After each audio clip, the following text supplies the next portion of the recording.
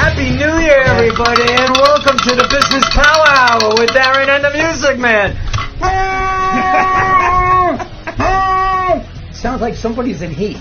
Good evening, everybody, and welcome to the Wednesday edition of the Business Power Hour with Darren, Dimples, and the Music Man. Me. Hey, Dimps. Hey, Mr. Music Man. How you doing this evening? What's going on? How are you? We're good. What's good? Two ladies. This is a true story. These two ladies at a network meeting came over to me, and he said, your show was really good, but we missed Dimples. Good evening, everybody. I just got the finger from Jim. It's all part of the story. Right. Hey, everybody. It's Darren from the Business Power Hour. I'm not going to be in the studio tonight. I'm traveling. Good evening, everybody, and welcome to the Business Power Hour with Darren and the Music Man, except Darren's not here. I'm here. No, I'm you're right not here. Does anybody see that? Darren is not here. Darren is away. I am right here, right next to you. Quiet for a second. You're not here. Well, if you got lucky. Not the really interesting question. That's a fantastic question, Norman. Wow. See, I got fantastic. You just got good. I got fantastic. Show's about him, so let's focus on that. Were you drinking before the show? Oh, Jesus. Oh, Jesus. There we go. We got it. It's good. No, it's... Now we got a flush. Oh, there you go. Okay. Smother it. So, I think this is a music thing. It's making noise. It's making music. Is it? Yeah. That's so sweet. That's so sweet of you, Darren.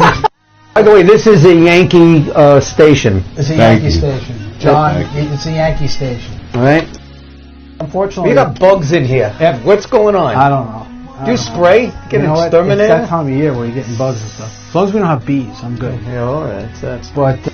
We have a lot of undulations out in the field. Undulations. Is that a one? What the hell is undulation? Fred, don't use big words.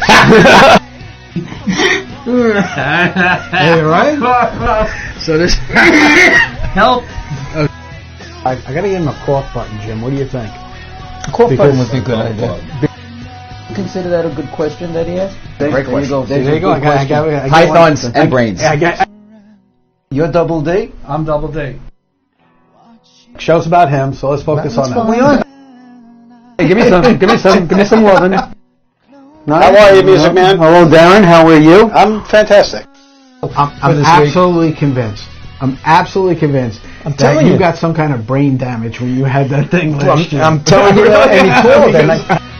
It's not classy, but classy.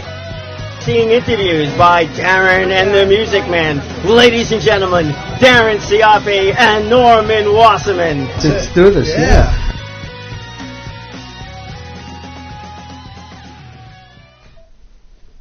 Good evening, ladies and gentlemen, and welcome to the, what's the name of the show? Oh, yeah, the Business Power Hour with Darren and the Music Man. And here is my partner, Dimples. Dimples, say hello, Good evening, say hello Music to your Man. fans. Hi, fans. How are you? Nice to see everybody. How you doing tonight, Music Man? I don't know. I'm a little wacky. Yeah, I know tonight. you're a little wacky. More than I'm normal. actually excited because Derek Jeter was inducted into the Baseball Hall of Fame last night. Great. And as everybody knows, this is what, Jim? Oh, A Yankee station. that's right. It's a Yankee station. And we got a really big Yankee guest. We inside, got a but huge we're not Yankee going to guest. discuss his Yankiness No. yet. No. We're going to wait a while because he's got Exactly. other information. He's laughing. I know he's laughing. His Yankiness. He likes it. You like that, right? So, That well, was now it. you got a That nickname was- for him. Yeah, his Mr. Yankiness. Mr. Yankee. His name. His Yankiness. There you go. Yeah, you didn't wear a No jersey, talking Dave. yet. I'm kind of. You're not on. Wow, we're gonna lose our guest before we I even need put him another on. finger. Give me another finger. Who's talking? Yeah, right. I got the finger. Okay. So, how was your week? Actually, very nice. It's very Good. busy. Getting ready for Friday's show. That's right. You got the big Eagles. Eagles concert coming up. Coming up. At the Tickets are Port still Harbor. available, right? Yeah, tickets will be available at the door. They're just $35, and or you can call and you can order them. But we'll get to that after the show, and then we'll talk about a new show that's coming up and some of the things that we're doing and Right. what you're doing. How's your new business? Well, it's coming along, right? Last week, I announced it last week, and I was talking about it, and we had a couple of technical difficulties with the programming, because that's always how it goes as you're developing programming something. as on the computer? As on the computer. Gotcha. So we're not going to do the demonstration tonight, I promise, but we're close. We should be able to do it next week. That shouldn't be an issue. We resolved some of the issues today, but we're not quite ready to. Should we tell everybody that we already booked a date in December, and that there's only 3 days left? There's only 3. Hey guys, if you want to be on the show, if you want to get on here, give everybody your story. We're booked all the way through August already. We got a date in December already booked. We have 2 dates booked in September. September. One date So left. this year is filling up fast. Almost Mondays. We're almost back to booking Mondays. 2 nights. It's good. That's pretty good, Jim. You like that, right? I think the word's getting out about you're a fantastic producer. You think? Is that what it is? No one has ever mentioned that to us. No, not one, right? Not once. I think They're not going to put you down like that. We're just moving on. This is a very special time of the year. And what's special about it is not the fact that it's freaking cold, which it was today. Today was blistering. Actually, it was only 19. It wasn't bad. Where I live, it was kind of cold. It was 19. Okay, it was 18. It was funny. I was sitting in my networking meeting this morning, and I'm sitting next to a guy, and we were talking about how cold it was, and I just, on my phone, I hit the weather thing, and up comes the temperature at 19 degrees, right? And the high for the day was supposed to be 39. The low for the day was 25. Wrong. But it was 19. Yeah. Like, okay. About 3 o'clock this afternoon, it was 30. Yeah. I know it was cold. It was definitely cold. It's tax season. It's tax season. It's tax season. So let's talk about tax season. We all have the same issues, no matter where you live in the country. We have to pay our taxes, our federal taxes and our state taxes. And sometimes we don't know whom to use or what the new rules are. But we have somebody in here who is an expert and preparing your taxes. And this isn't the first time he's been here. No, this is the 3rd or 4th time. It's the 3rd time he's been on with us. Yeah. And I think he's been with you before I joined. Prior to DC. Hey, listen, we're coming up on a 2-year anniversary of you and I. Congratulations, Mazel. In a couple of months there. Are you planning something big for me or what? No. Because I already got a present in the works for you for the 2-year anniversary. And you should. I should. And I don't blame you. I mean, I made you what you want today. You were like the business consultant. Well, you know what? I just got lucky. Well, me got too. Lucky. So it worked out well for me today, and I mean it's we're a good little combination. Yeah, we're making things happen. Freaking minds. All right, so let's talk about the guests because this is more fun. This is more fun. All right, taxes. David Korcz, welcome to the show. Hey, David, how are you? Thanks for having me back. Good to see you guys both again. Good to see you. I'm sure it is. So, David, you're just tickled that you're here. Absolutely. Tickled. What the hell? Tell us what's going on in the tax world. What's going on? What's happening with we're geared up for another tax season in the office, beefing up our staff to make sure we can take care of everyone this year. Blessedly, the practice has been growing. Business is good. Yeah, you're doing really well for yourself. I count my blessings every day. Lots of confusion the last couple of years with the changes in the tax law that were passed a couple of years ago. Last couple of years have been big pain points for people with. Last year, a lot of folks didn't have enough money withheld, so there were a lot of uncomfortable surprises for folks. But this year, we got with a lot more folks throughout the year to make sure that they were having enough paid in, so that there won't be as many painful conversations this year. Well, it's always right. The first year of doing something, it's always harder than the second year, and things get smoother.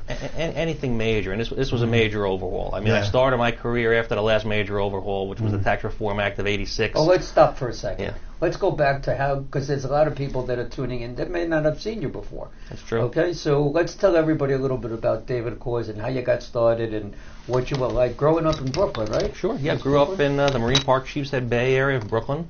Moved out of my parents' house for college when I was about 16. Went to college at 16? I did, yeah. Went to a high school in Manhattan called Stuyvesant High School, which was one of the top public high schools in the country. Had to take a test. Had to take a test to get in. They were trying to do away with that because they said it was unfair, and I think it's a specialized school. But it's a specialized school. If you want the specialized education, you have to limit it.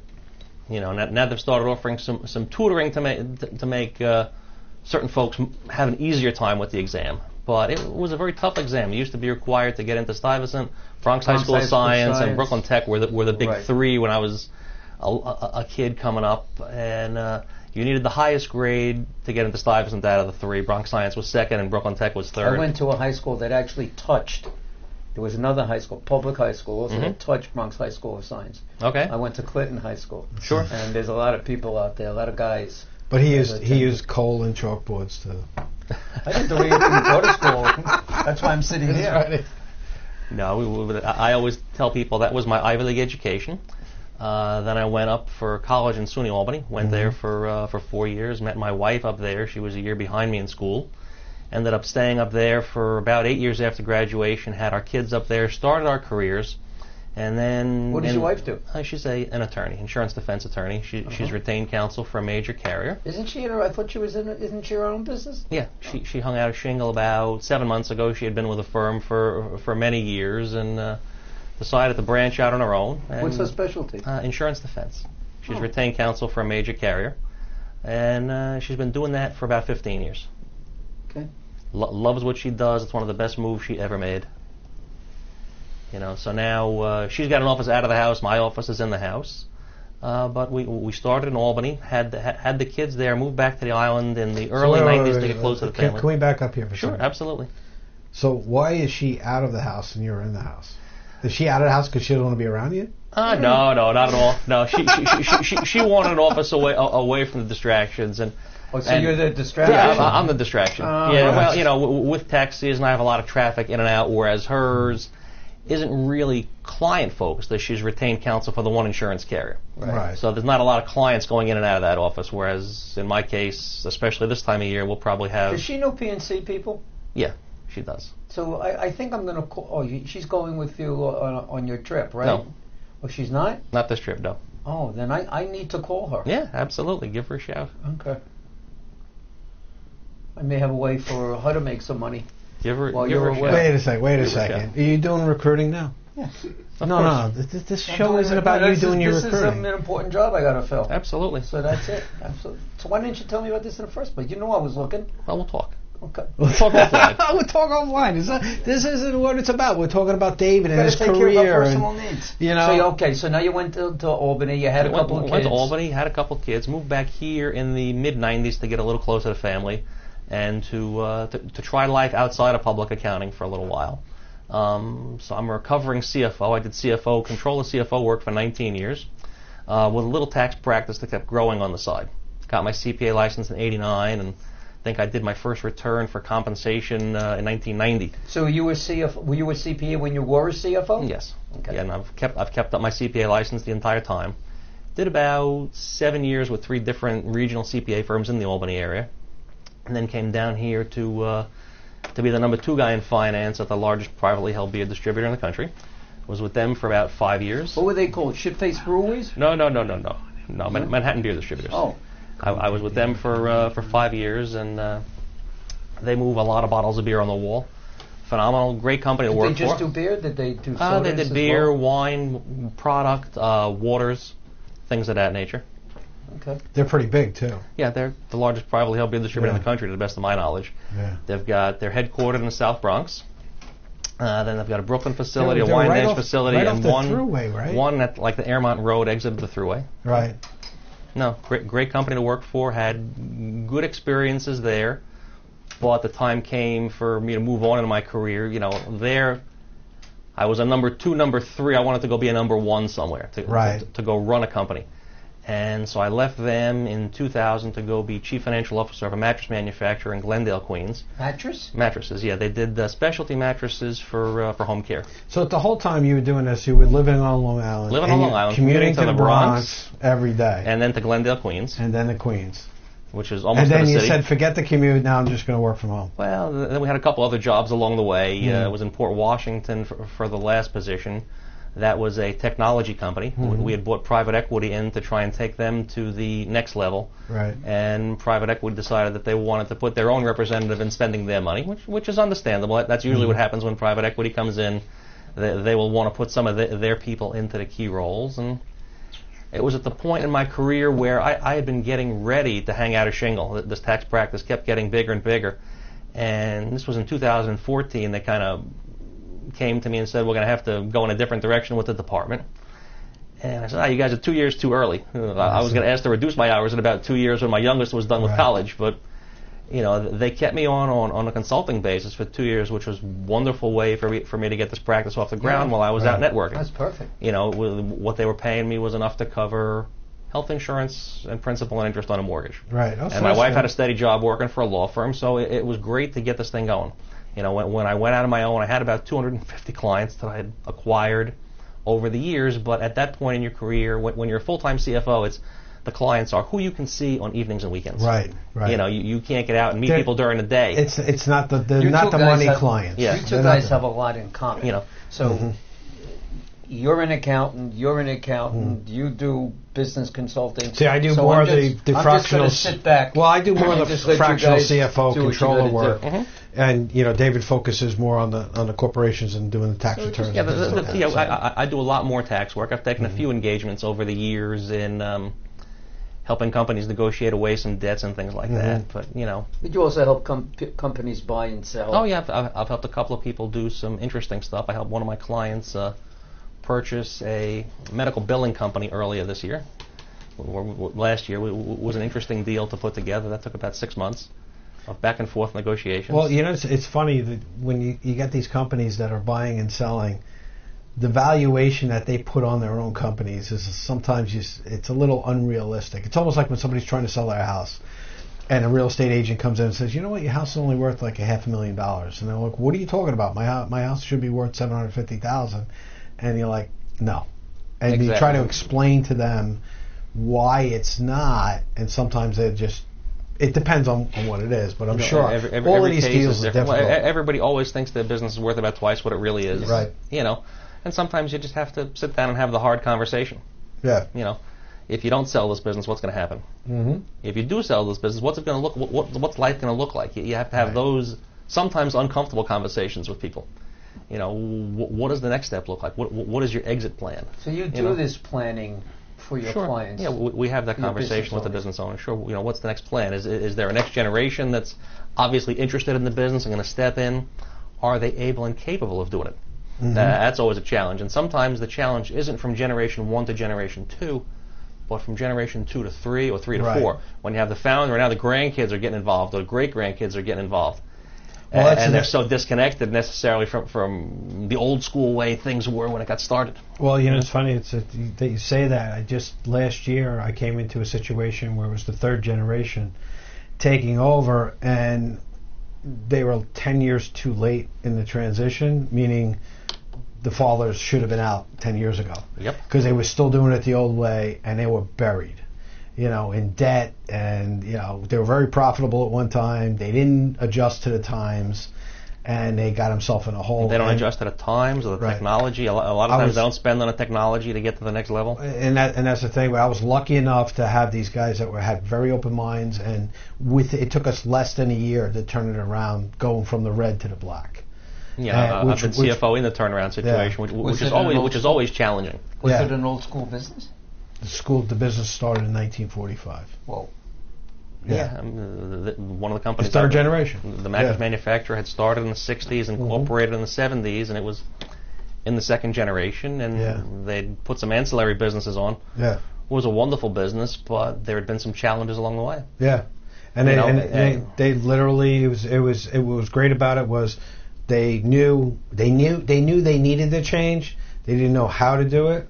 And what was amazing is the majority of the people have been working there 30 plus years. That's dynamite. And when you get an engaged workforce, although sometimes you run into this is how we do it because this is how we do it, and you get the resistance to change. Right, but I was lucky in this engagement. This engagement went better than I could have hoped for. If you get people with open minds, when you're in a consulting arrangement, if the client has an open mind and is willing to take the message you're giving them. As long as the owners are that way, everything else will fall into place. It's Although sometimes you have to chop the dead wood are the ones who won't change. Yeah.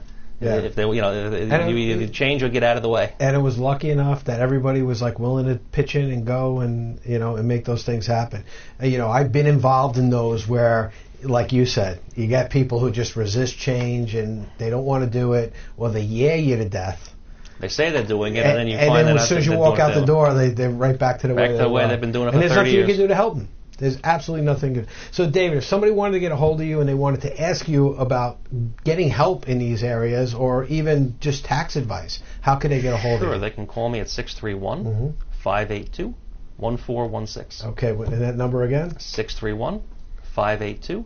1416. Okay, and when we come back, we're going to continue our conversations with David about all the stuff, but we're going to get into some really exciting stuff about the Yankees and some of the trips that David took. What do the Yankees have to do with him?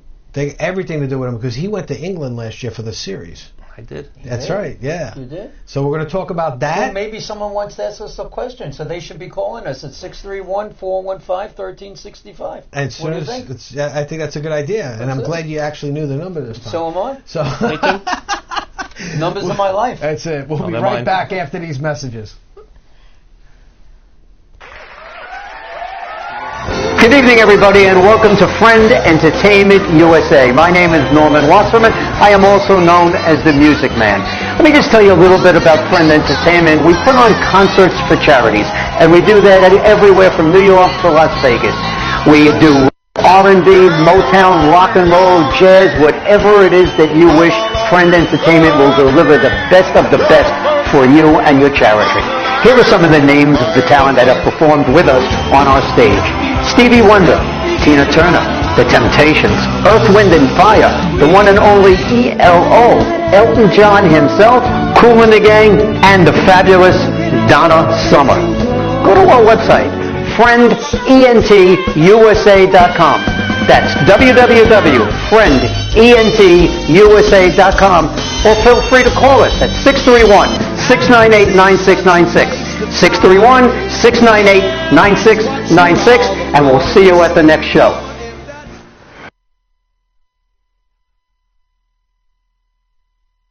From basic repairs and installations to customer requests and upgrades. I'm the proud owner of DZ Electrical Contracting, where we've been satisfying customers all over Suffolk County for over 25 plus years. Here at DZ Electrical Contracting, our customer service is exceptional. We like to think of our customers as family, always putting their needs first. We offer everything from changing a light switch, service upgrades, to entire home and office renovations. Feel free to call us at any time for all your electrical needs and become part of our growing family of satisfied customers.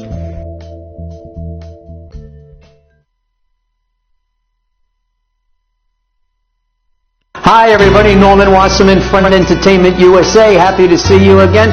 But I want to let you know, we got a special running for you. January 24th is our Eagle Show, starring Fastlane. We have a bunch of good tickets left, and we're going to give you a deal. $5 off a ticket, or you can buy 3 tickets and get 1 free by calling 631-698-9696. And while you're on the phone with us then, get tickets for our Billy Joel show, which is going to be on February 22nd.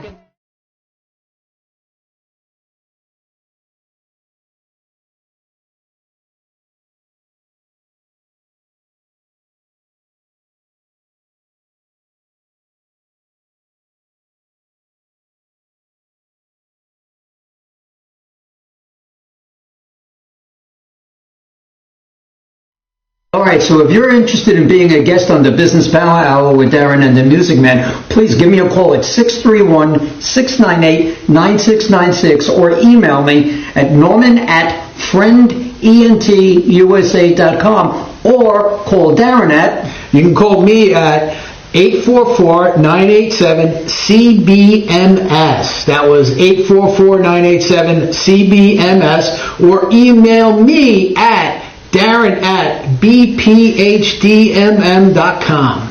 I think I'm going to get in touch with you also. Yeah? I am, to make sure that you get here on time. Oh, okay. Yeah. All right? It's the first time ever I've been late.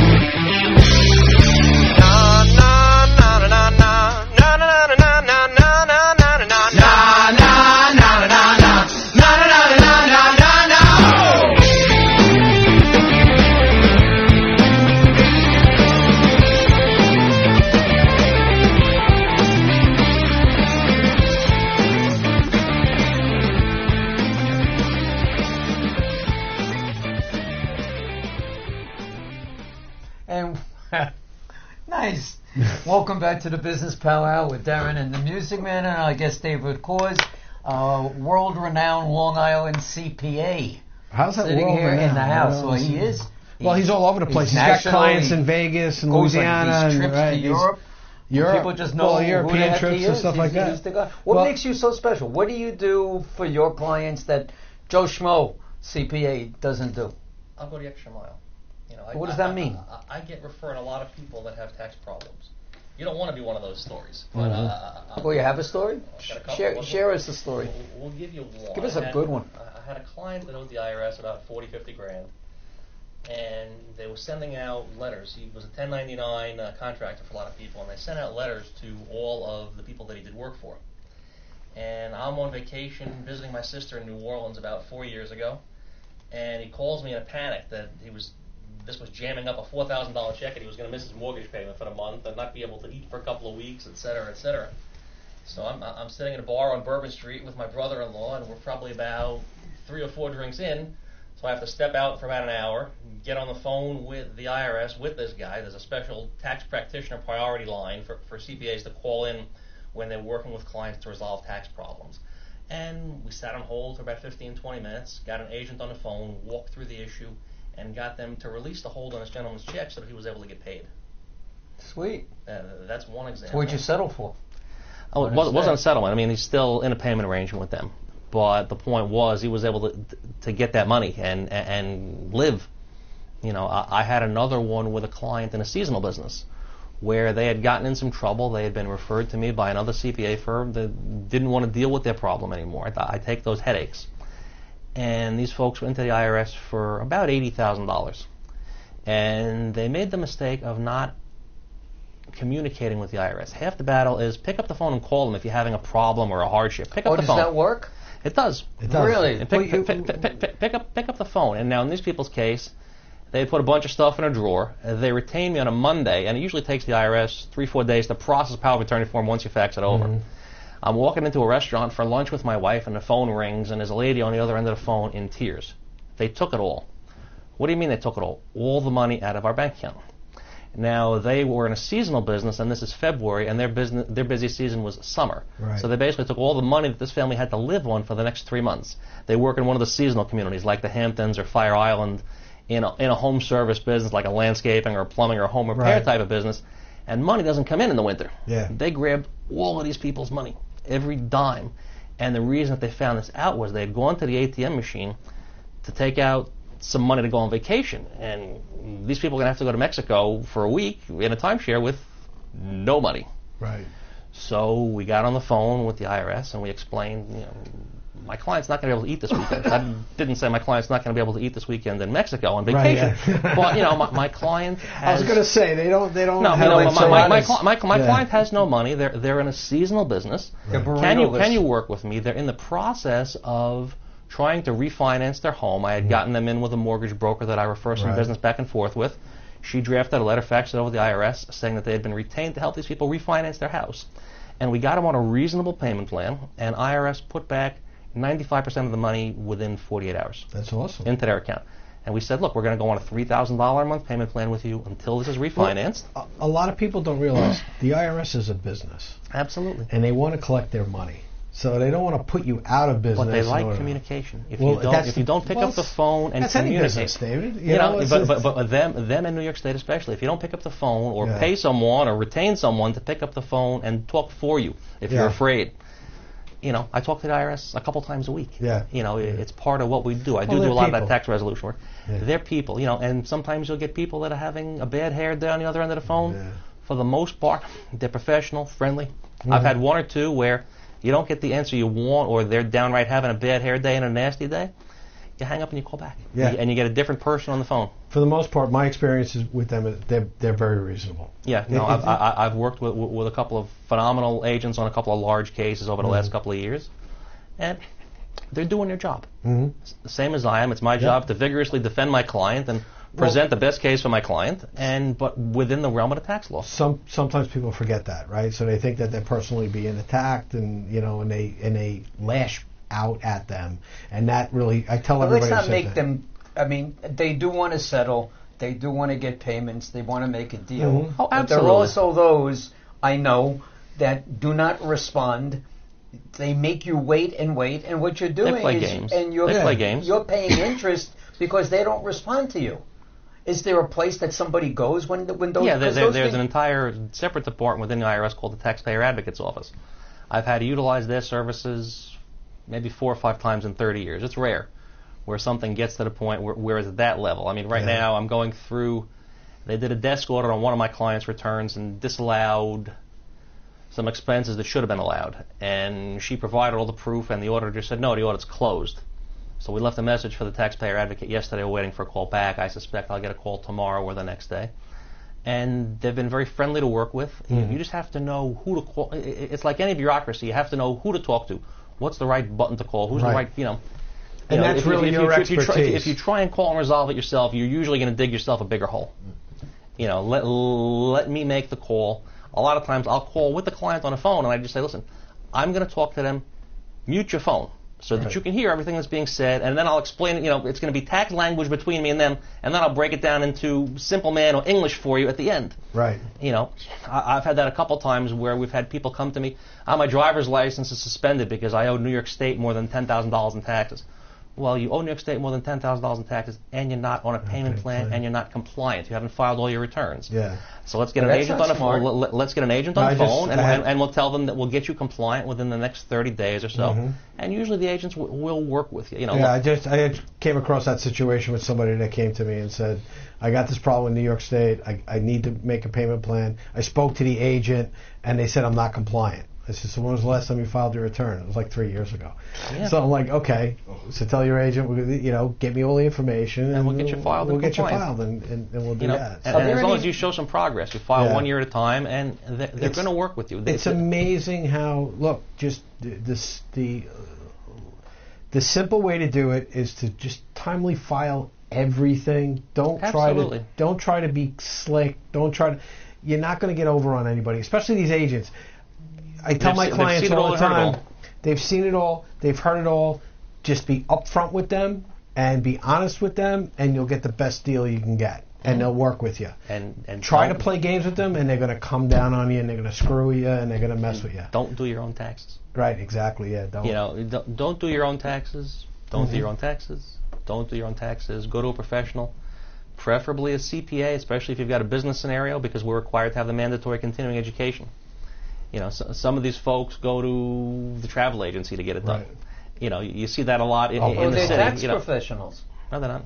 No? There's different levels. They are.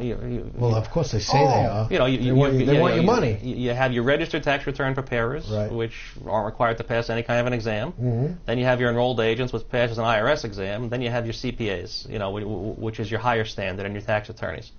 And we're required to have 40 hours a year of mandatory continuing education. I choose to do all of mine in tax. I always have. But you get a lot of referrals, because I know, because we're involved business wise, and Absolutely. I know some of the people you got because of your reputation a huge recommendation. Was it last year? 2 years ago. Was it 2 years already? It was 2 years ago where I walked it, where that practice ended up coming in. Second tax. This is my third tax season with those clients. Well, someone that was in our group. Absolutely. Why don't you tell the story? Because that was a great story. We were sitting out at a networking lunch in February of 18, about half a month into tax season, and the financial advisor in the group brings me a letter that a tax preparer had sent to one of his clients saying, I had a stroke, I'm not doing returns anymore, I'm not referring anyone, go with God. Go find your own referral, I'm not referring anyone. And he said to me, Dave, can you help my client out? Right. I said, absolutely, I can help your client out. What's happening with the other clients of this gentleman with a stroke? How can we help them out? And he said, I don't know, let me get back to you. So we reached out, and he got a hold of the tax preparer's office manager. Turns out the gentleman hadn't had a stroke. He had a stage 4 glioblastoma. And was in hospice. He was about 75 years old, and he didn't have an exit plan. And there were going to be a couple of beneficiaries of the gentleman's will, and the office manager was one of them. So first thing I did was I said, well, I would love to assist these clients, and I'd love to keep you on the team if possible. But she said she wanted to get out of New York as soon as this gentleman passed. I offered her a job in my office because I said we could maximize what I'm going to pay you for this practice and maximize what I'm going to retain long term from it. But she didn't want to be involved with that, but she did help us by doing a letter that we sent out to about 750 folks. Imagine that. Then I brought in an administrative person who's another person we network with. She did a phenomenal job. We put her on the phones for about 7 days, and the first 3 days the messaging was that this gentleman's health was failing and he was in hospice. And then in the middle of the week we had to change the message that he passed away, and she was telling clients of this gentleman's for 30 years that he'd passed away, and here's the funeral arrangements, and we'll reach out for you a week or so after the funeral and set appointments, and we converted about a third of that list into clients. Did you go to the funeral and pass out marketing cards? I did not. No, That's something. Oh man, you're unbelievable. We did have one person explode at the person calling. How dare you call? He's dying. Blah blah blah. We're trying to make sure your taxes get taken care of. In the grand scheme of things. Did you say he's not dying? He's already dead? I didn't speak to that one. No, but people do get attached to their professionals. Yes, this guy had a client base for 30, 35 years. He had been injured in a car accident and changed his life. He had been a retired New York City firefighter who had been a passenger from the stories that I heard in someone's car and had gotten paralyzed. So he changed his life, went back, got a law degree, and he was a tax attorney. Okay. And what we did was we told all those folks, for the first year we're going to keep your fee the same.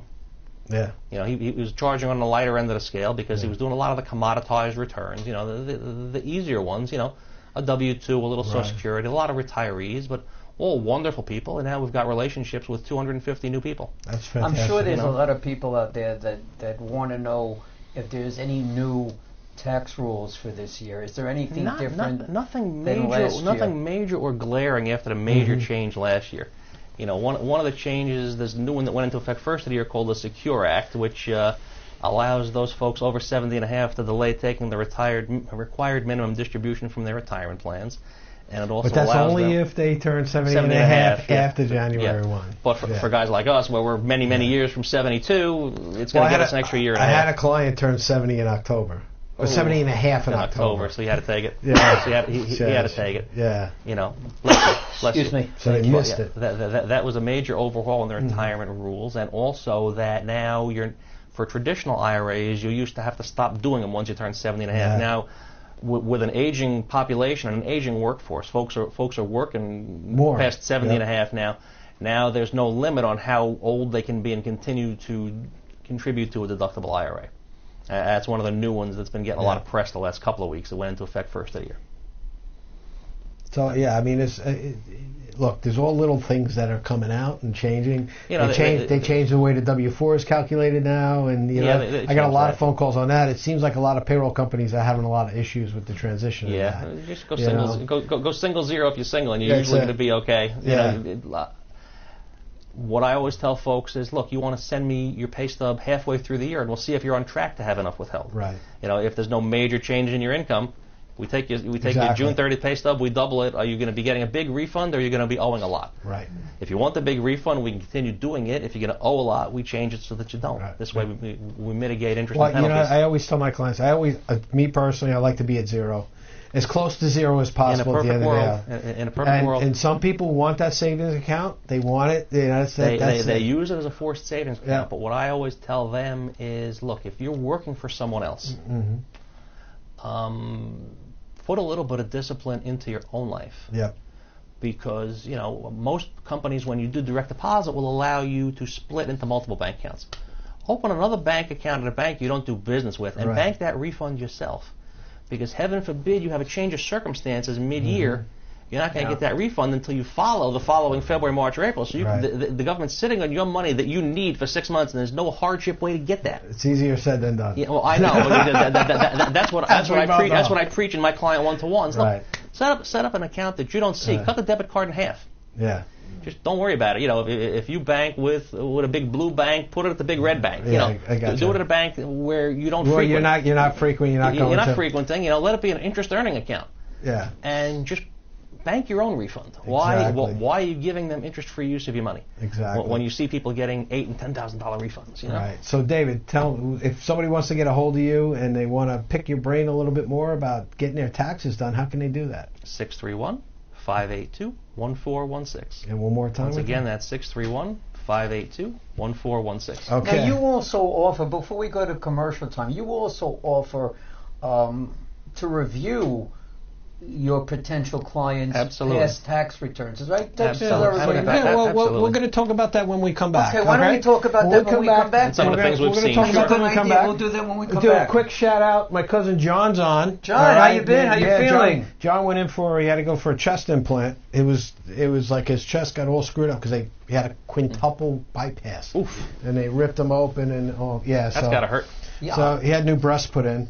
So John, I know you're recovering He had still new in the breasts hospital. put in? Well, they had to move. They actually had to move Oh, you mean his the chest cavity? muscle. He doesn't have new breasts. No, put in. he had to have his chest muscles moved over in order for it to Strange heal. family yeah. you got. Yeah, I know. okay. But you know what, John? I love my haircut. I don't care what you say about it. All right, brother. And Eileen just joined. Hi, Eileen. Hi, How Eileen. are you? Say hello to Eileen. All right. Hi, Eileen. And when we come back, we're going to continue with David, and we're going to talk a little bit more about what he does, how he does it, and how you can have your return reviewed for nothing by David. We'll be right back after these messages. See you soon. Small business owners, are you having trouble growing your business? Do you feel like you're always swimming upstream? Do you feel like daily tension that I can't get ahead and I don't know why? Hi everybody, my name is Darren Sarafi and I'm a business therapist. What's a business therapist? Well, some people call us coaches, some people call us advisors, other people even call us strategists. We take a vested interest in you and your personal development as a person and as a business owner to give you the tools and structure that you need to take it to that next level. So don't wait. Give me a call today for your free consultation and let me show you how you can help yourself.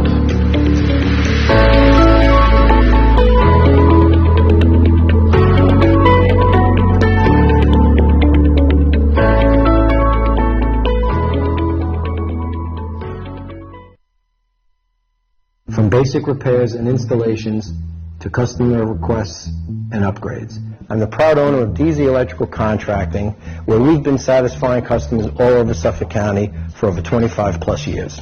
Here at DZ Electrical Contracting, our customer service is exceptional. We like to think of our customers as family, always putting their needs first. We offer everything from changing a light switch, service upgrades, to entire home and office renovations. Feel free to call us at any time for all your electrical needs and become part of our growing family of satisfied customers. Hi everybody, Norman Wasserman from Entertainment USA. Happy to see you again. But I want to let you know, we got a special running for you. January 24th is our Eagles show, starring Fastlane. We have a bunch of good tickets left, and we're going to give you a deal.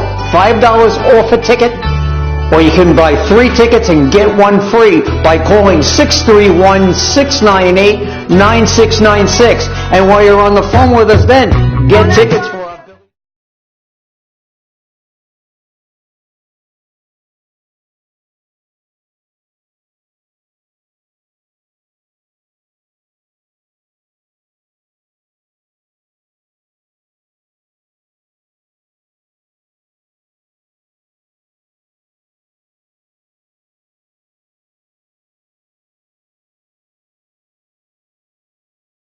All right, so if you're interested in being a guest on the Business Power Hour with Darren and the Music Man, please give me a call at 631-698-9696 or email me at norman@friendentusa.com or call Darren at...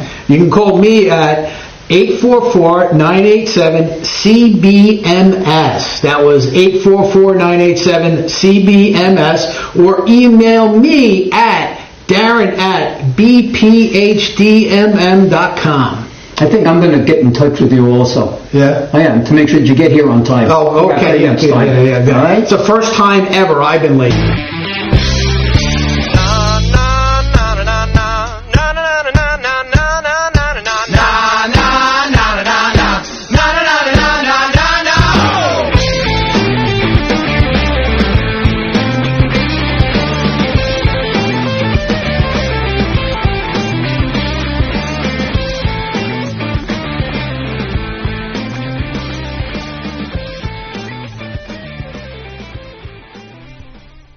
Welcome back to the Business Powwow with Darren and the Music Man and our special guest, David Korcz, David Korcz CPA, the renowned Long Island CPA, who's going on a trip. Wait a second.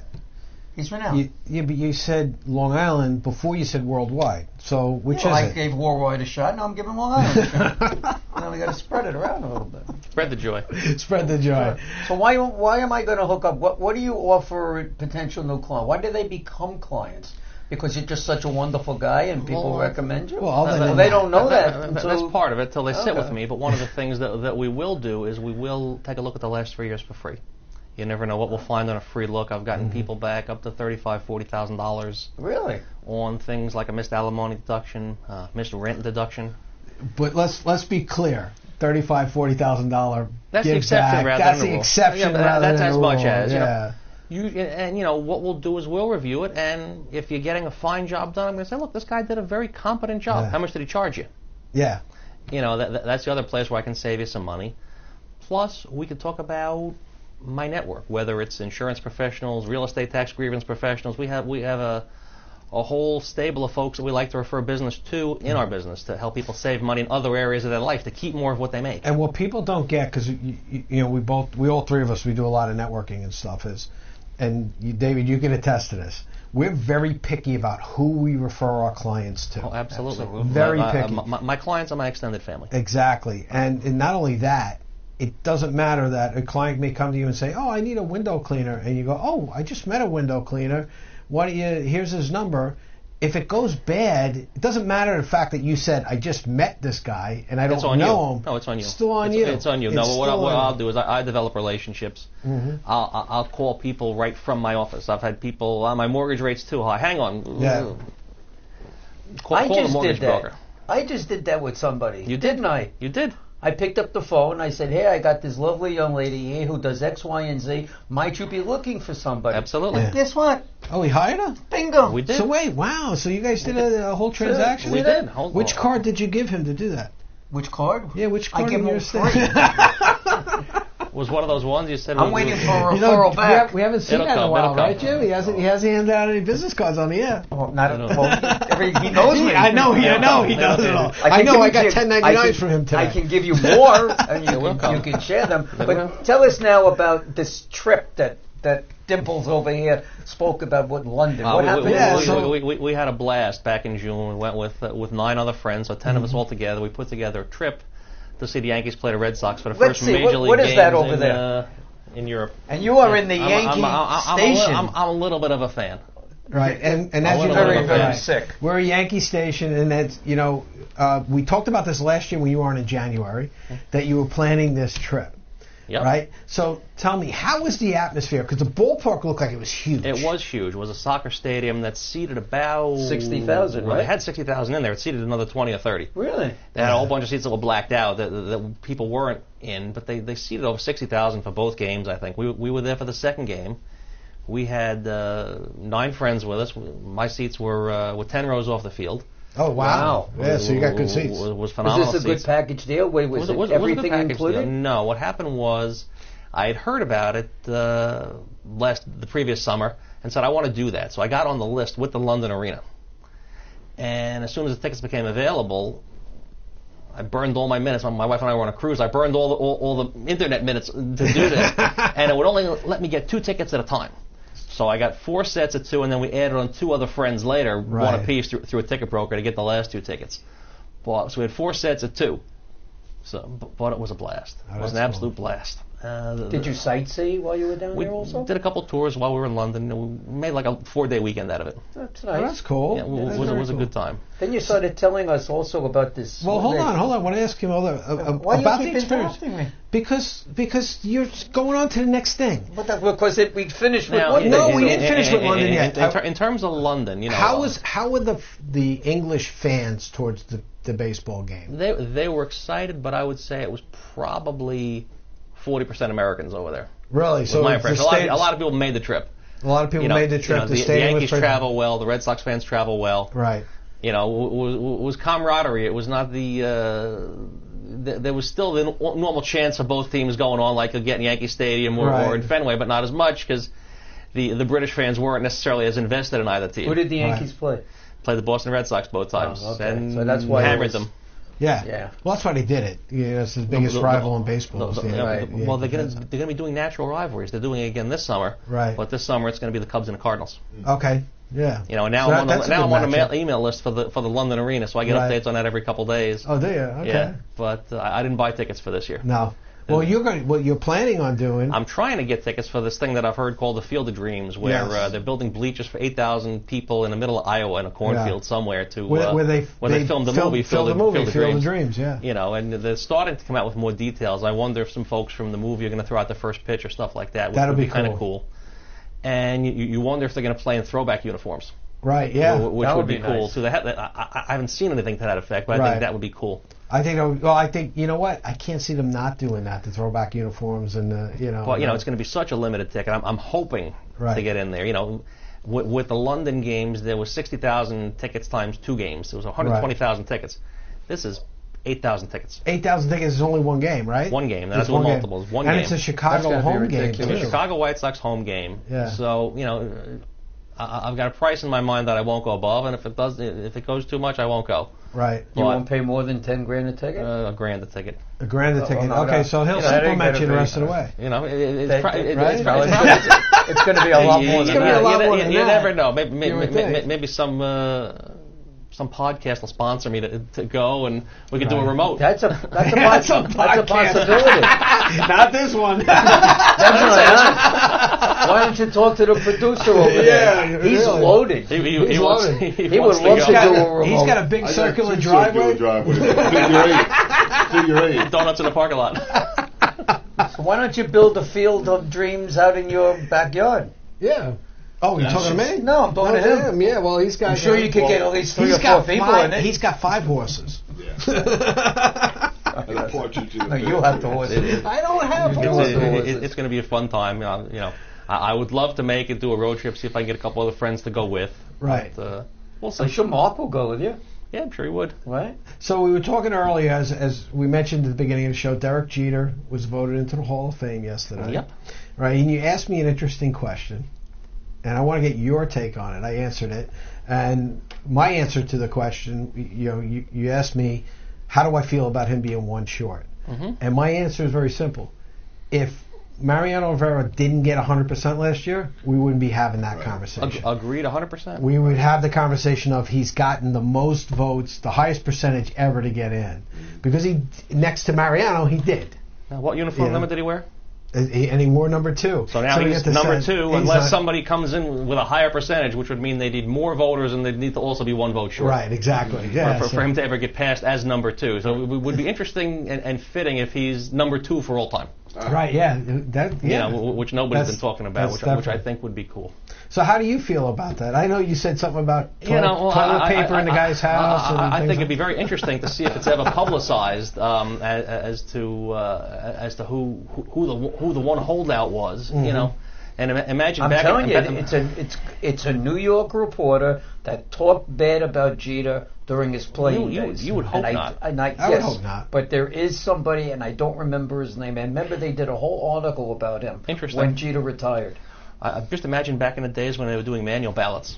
Yeah. If you could, what a collector's item, a piece of sports memorabilia would be to have the one vote, the one ballot that didn't include Derek Jeter. Right. What you could sell that for? I mean, that's up there with the Mark McGwire 70th home run ball before they accused him of juicing. Do you do any accounting for any of the Yankees? Not yet. By chance? Not yet. I'd love to. Do you know? I mean, do you go and introduce yourself to them? The closest I've come was through our networking connections. I did get to visit with Ed Cranepool about 6 months ago with Alan, who's been on the show with me, and we met him and got to spend about an hour with him, and he was. We had Jim Liritz in the studio about 6 months. Aren't you doing something with him? We're working. Jim may get involved in Grade My Business. That's so he's a great guy. I've met him a couple times. Yeah, he was a nice guy.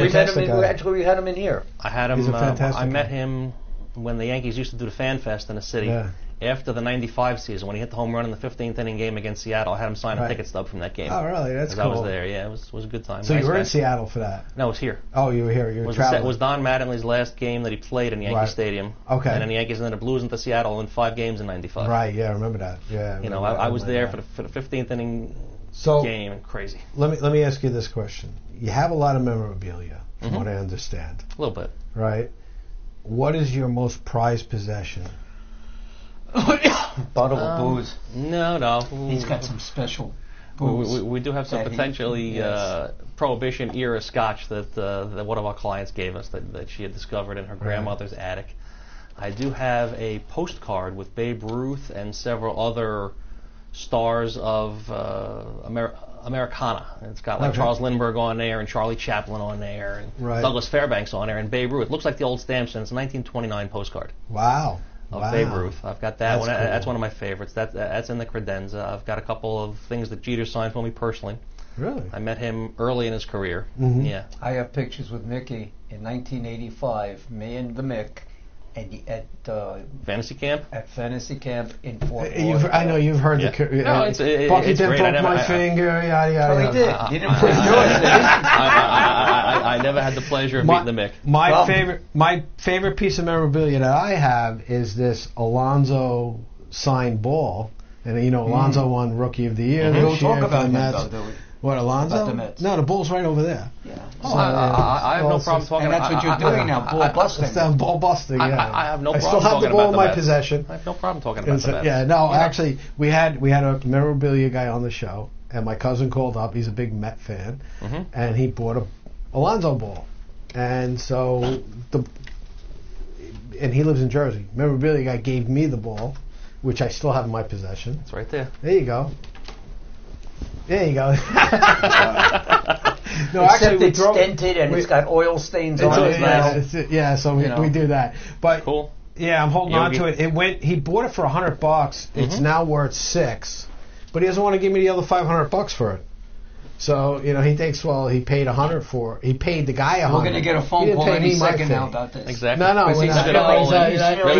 he's not feeling great. Oh, no, he's not. No, he's not feeling great. And we hope you feel better. Did you John? just put the ball in your? Oh, it's in your. Hand. Right. I was trying to. Is there any special events coming up? Anything you're doing? Headed out of town soon.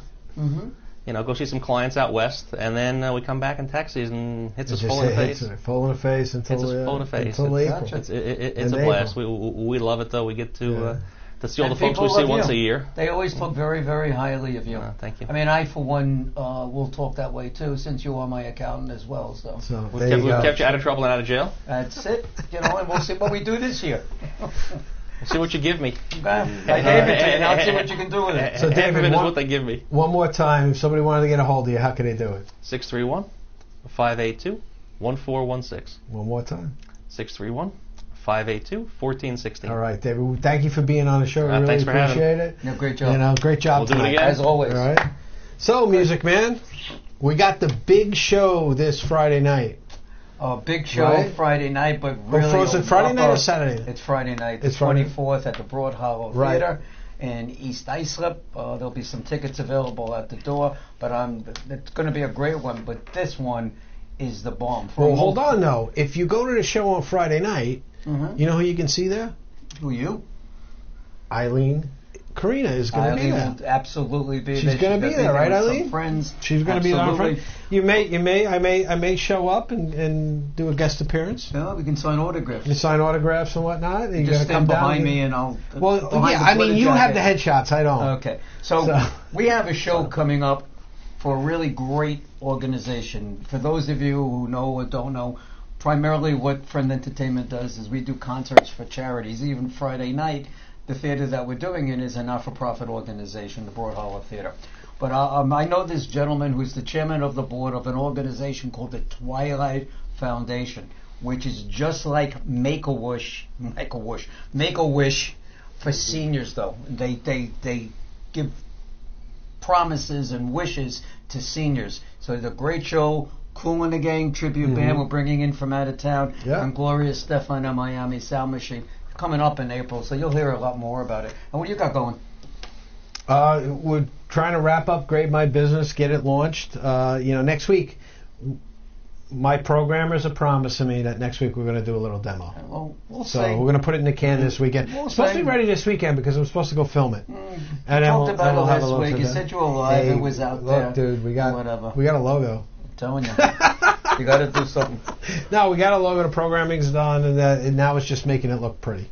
Putting We have a lipstick great on it. guest next week. So For yes. those of you that like the theater, we have some theatrical people that will be here in the studio with us. So it should be entertaining. It'll be. Oh, that's good. That was a good one. I like that one.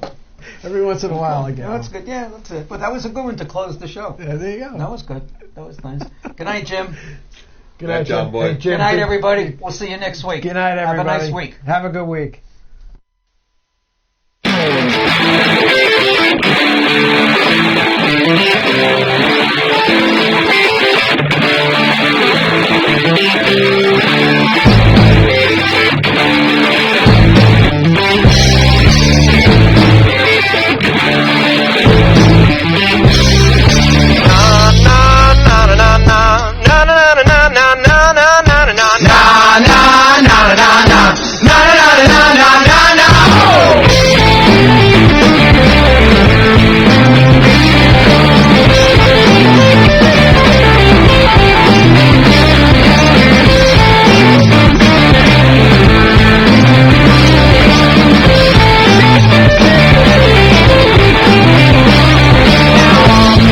I'm always a giver, but I'll never know that I'm just this lonely man, alone on the river with my heart in my hand.